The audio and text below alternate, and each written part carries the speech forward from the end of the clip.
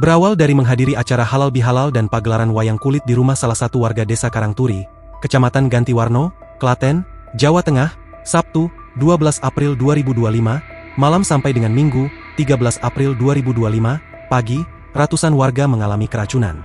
Warga keracunan setelah menyantap hidangan makanan seperti kacang goreng, pisang goreng, kerupuk pangsit, kerupuk kulit, roti kering, dan nasi kotak berisi nasi putih, rendang, sambal goreng krecek, acar, dan kerupuk udang. Bahkan jumlah warga desa Karangturi, Kecamatan Gantiwarno, Klaten, yang keracunan terus bertambah. Hingga kini korban akibat kejadian tersebut mencapai 137 orang dan menyebabkan satu orang warga bernama Suparno, 72, meninggal dunia. Dikutip dari Kompas TV, Wakil Bupati Klaten, Beni Indra mengungkapkan, penyedia makanan dalam acara halal bihalal diduga yang menyebabkan terjadinya keracunan massal tersebut.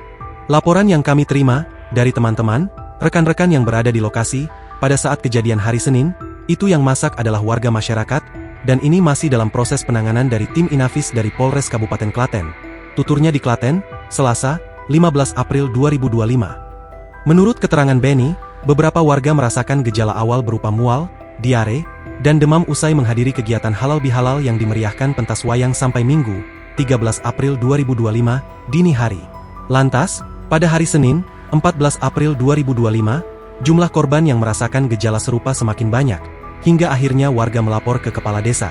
Setelah itu, Beni mengatakan, pemerintah Kabupaten Klaten bersama tim Dinas Kesehatan, Badan Penanggulangan Bencana Daerah, dibantu TNI dan Polri, langsung meninjau lokasi dan mendirikan posko. Ia mengatakan, pihaknya masih standby di posko tersebut untuk melayani korban keracunan massal.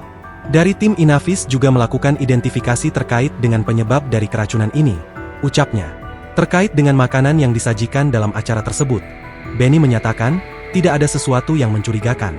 Jadi tidak ada bau atau apa, cuma memang posisi dimakan, setelah itu minggunya pagi merasakan mual, katanya.